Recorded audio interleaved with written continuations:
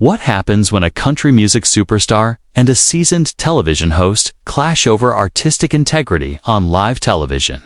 The tension in Studio 1A was so thick you could cut it with a knife, as Carrie Underwood sat across from Shale Jones on the Today Show couch, her perfectly polished exterior beginning to crack under an unexpected line of questioning that would ultimately lead to one of the most dramatic walkouts in daytime television history. The morning had begun like any other promotional appearance.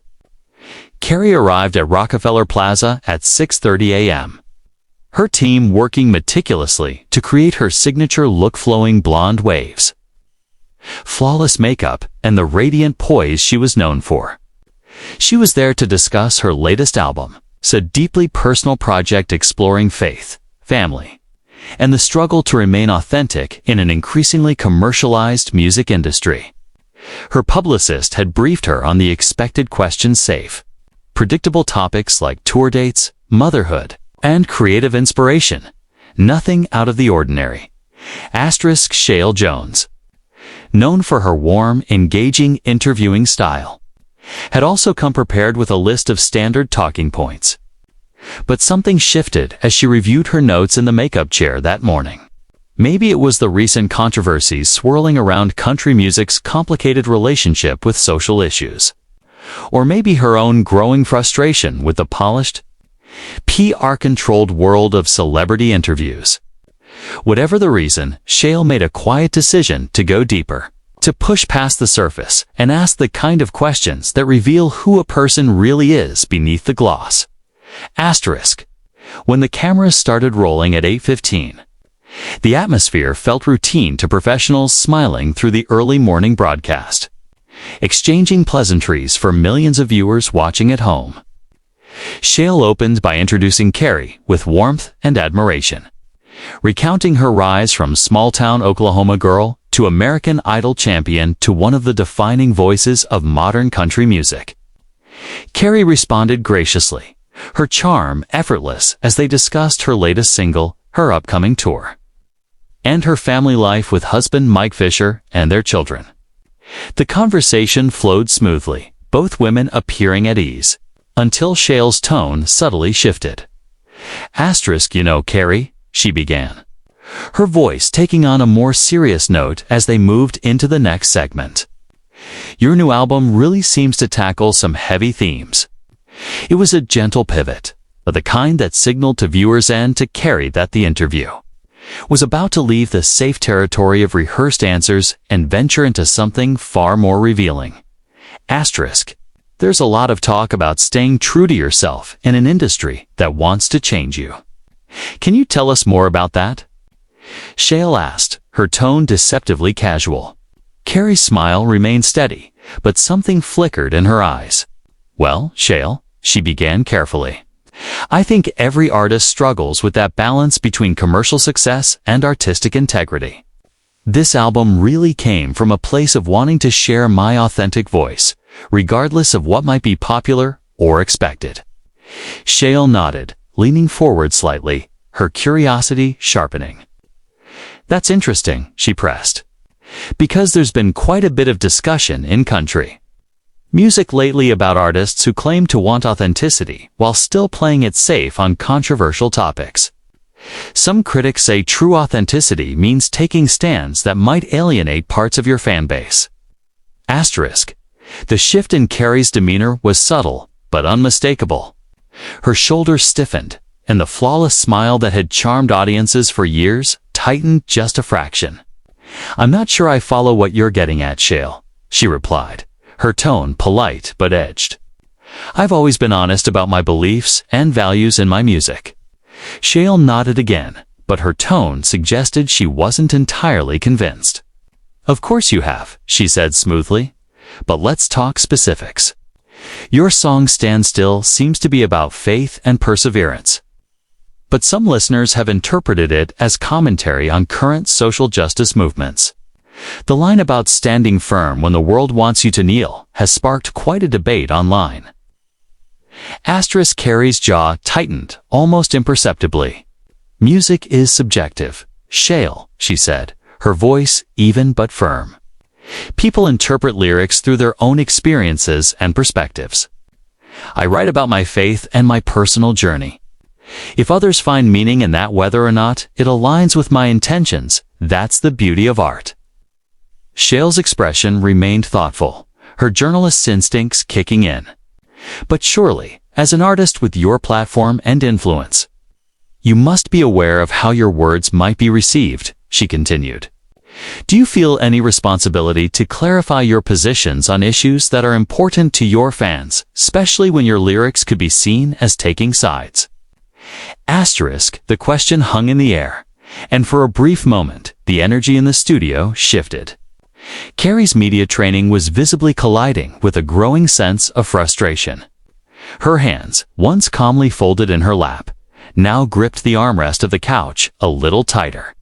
I think, she said slowly, choosing her words with care, that my responsibility is to be honest about my own experiences and beliefs. I'm not a politician, Shale. I'm a singer and songwriter.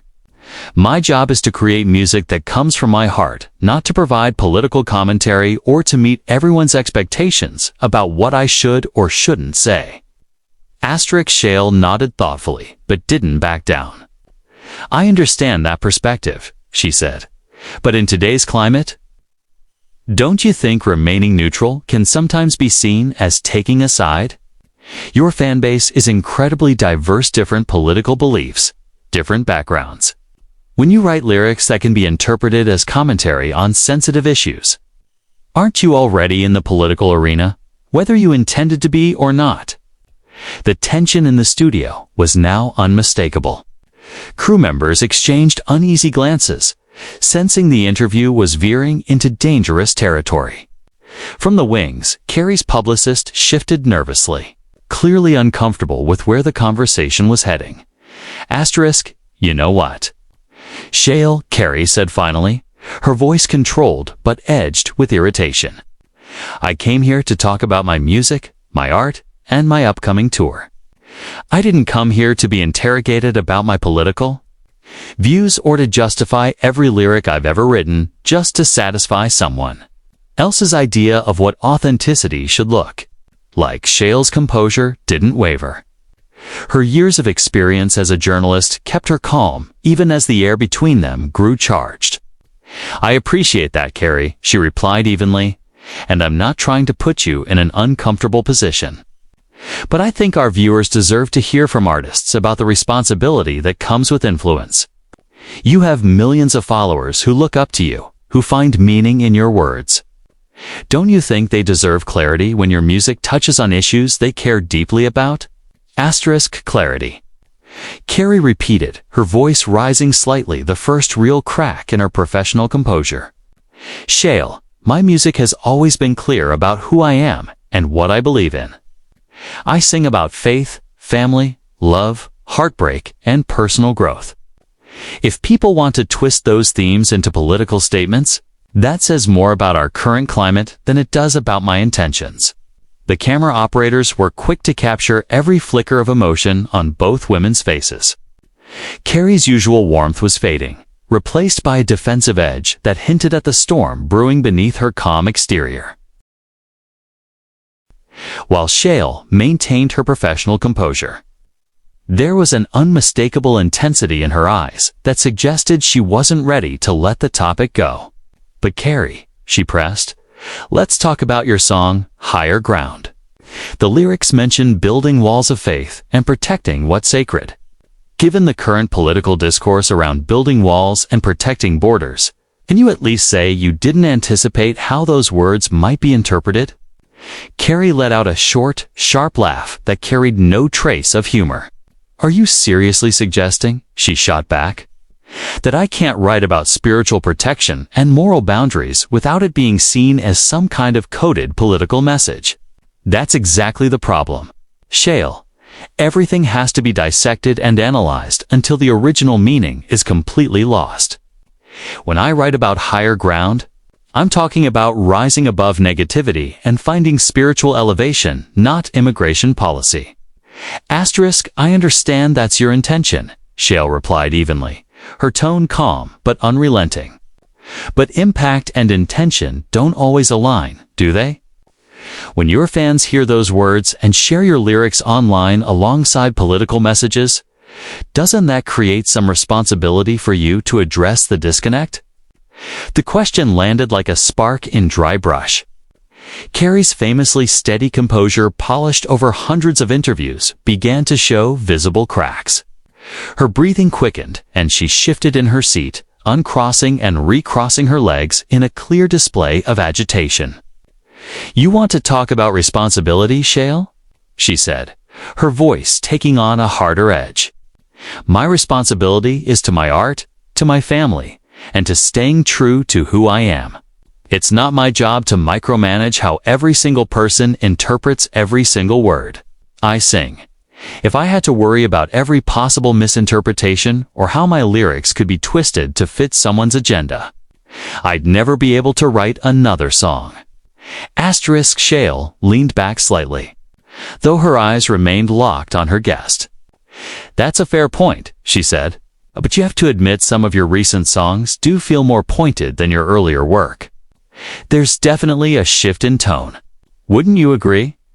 Songs like Draw the Line and No Compromise seem to suggest you're taking stronger stances on certain issues." Carrie's response was immediate, her patience clearly thinning. "And what if I am?" She fired back, her media-trained polish slipping away. "What if I've reached a point in my life and career where I'm tired of walking on eggshells?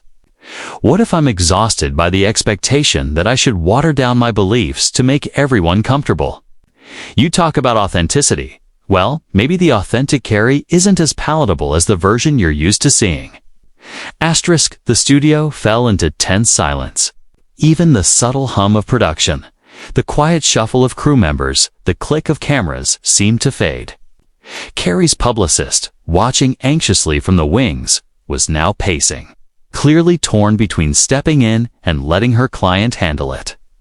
Shale, sensing she had touched a nerve, pushed one step further. "So," she said carefully, "you are making deliberate choices to be more confrontational in your music. You're consciously moving away from the safer, universally appealing themes of your earlier work." Confrontational. Carrie repeated, her eyes flashing with a mix of anger and disbelief. "Is that what we're calling it now when a woman speaks her mind? When she refuses to shrink herself to fit into a neat little box that makes everyone else comfortable? I've spent 20 years in this industry being told to smile prettier, sing sweeter, and never ruffle feathers. Maybe I'm done with that version of myself." Shale hesitated, softening her tone but not her message. "I'm not trying to minimize your experience, Carrie," she said, "but you have to acknowledge that with a platform as large as yours comes responsibility. Your words carry weight, they influence people, they shape opinions. When you sing about drawing lines and not compromising, people listen. They act on those messages." That was the final trigger. Carrie stood abruptly, the sudden motion jolting everyone in the room. Her frustration, which had been simmering just beneath the surface, now erupted in full view. "And there it is," she said, her voice trembling with emotion. "The assumption that I'm somehow responsible for how other people choose to interpret and act. On my art, that I should censor myself. Limit my expression because someone might misunderstand my words."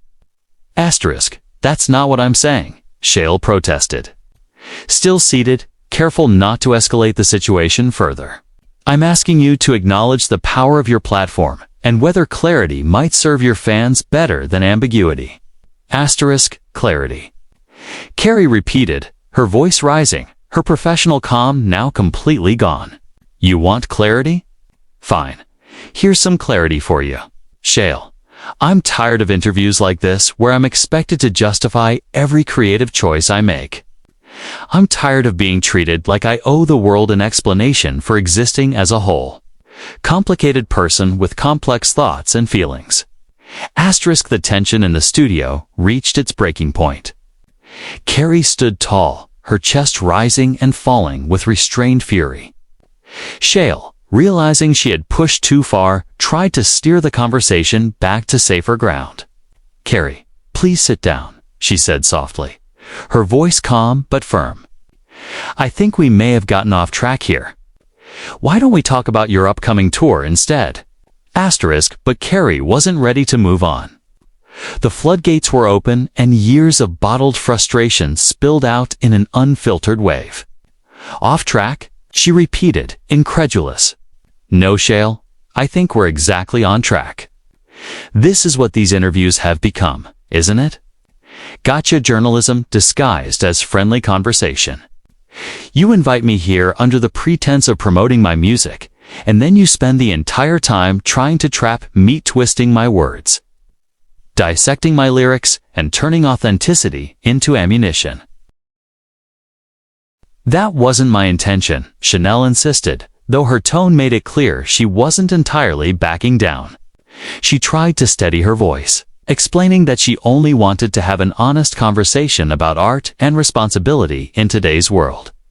Questions that, as she said, mattered deeply to people and to Carrie's fans. Carrie's laugh came out sharp and bitter, all traces of her earlier warmth gone. "My fans," she repeated, her voice rising with restrained frustration. "My fans support my music because it speaks to them authentically. They don't need you to dissect every lyric or demand explanations on their behalf. They understand that art is about feeling, about connection, about finding your own meaning in someone else's words." The camera crew captured every second of the exchange. The tension so heavy it almost seemed to vibrate in the air. Carrie's publicist had stepped closer to the set, clearly torn between stepping in or letting her client handle it. In the control room, producers were already debating whether to cut to commercial as the situation threatened to spin completely out of control. Sensing that the conversation was slipping away, Chanel tried to regain her footing. "I understand your frustration, Carrie, but I think you're mischaracterizing my questions," she said carefully. "I'm not trying to trap you or create controversy.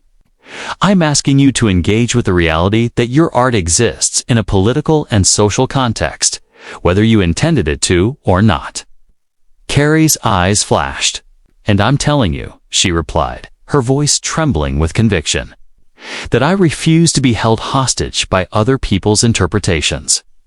I refuse to let fear of misunderstanding silence my artistic voice. If that makes me difficult or controversial in your eyes, then so be it." Her words hung in the air like electricity, and for a brief moment it seemed like both women might find a way to move forward. But then Chanel made a mistake that would end it all. "But Carrie," she said, pushing too far, "don't you think that attitude is somewhat privileged? You have the luxury of creating art without considering its impact because you're insulated from the consequences. Not everyone has that privilege." The effect was instantaneous and devastating. Carrie's face shifted from surprise to hurt, then hardened into steely resolve. She stared at Chanel for a long, loaded moment before repeating the word quietly, almost as if tasting its bitterness. "Privileged," she said. "You think I'm privileged? You think I'm insulated from consequences, Chanel? I've been scrutinized, criticized, and judged for every single thing I've said and done for the past 20 years. Every outfit, every song, every public appearance has been dissected by people who think they know me better than I know myself." Chanel opened her mouth to respond, maybe to apologize or clarify, but Carrie wasn't finished. "I've had my faith questioned, my parenting criticized, my marriage analyzed, and my music dismissed. I've been called to country for pop, to pop for country, too political, not political enough. And through it all, I've tried to maintain grace, to be the person everyone expected me to be. But apparently, that's still not enough for you." The studio was utterly silent except for Carrie's voice, which had grown stronger, her emotion now fueling her every word. "You want to talk about privilege?" she continued, her tone unwavering. "The privilege is thinking you can sit here and demand that I justify my artistic choices to satisfy your version of social responsibility. The privilege is assuming your interpretation of my music is more valid than mine. Asterisk. By now, Carrie was already rising, moving toward the edge of the interview area, her decision made. I came here to share my music, to connect with fans, to talk about the creative process that brings me joy, she said firmly. Instead, I've been lectured about privilege and accused of being insulated. I won't sit here and be reduced to a talking point. Chanel, panicking, finally stood up. Carrie, wait, she pleaded. I think there's been a misunderstanding. I wasn't trying to attack you or your character, but Carrie only turned back, her face set with finality. No, Chanel, she said quietly, but with power. There's no misunderstanding. I think this went exactly the way you wanted. You wanted a reaction, you wanted a moment. Well, congratulations. You got it. She gestured toward the cameras that were still rolling. But you also lost something today. You lost the chance to have a real conversation about art, creativity, and the joy of making music. Asterisk. Carrie began unhooking her microphone, her hands steady despite the fire in her voice. I won't sit here and be lectured about privilege by someone who thinks they can reduce 20 years of my work to a few sound bites for morning television. Chanel's voice broke slightly. Please don't leave. We can start over, talk about your music, your tours, but Carrie was already handing her mic to a stunned technician. No, she said firmly. We can't start over. This is who you are as an interviewer, and this is who I am as an artist. The difference is, I don't have to pretend otherwise. Asterisk. With that, she turned and walked off the set, her heels echoing across the studio floor as the cameras continued to roll. Chanel was left alone, speechless for perhaps the first time in her career, staring after the country superstar who had just turned a simple promotional appearance into one of the most unforgettable moments in daytime television. What began as a routine interview had transformed into a fierce confrontation between two powerful women, one defending journalistic inquiry, the other standing unshaken in her artistic integrity.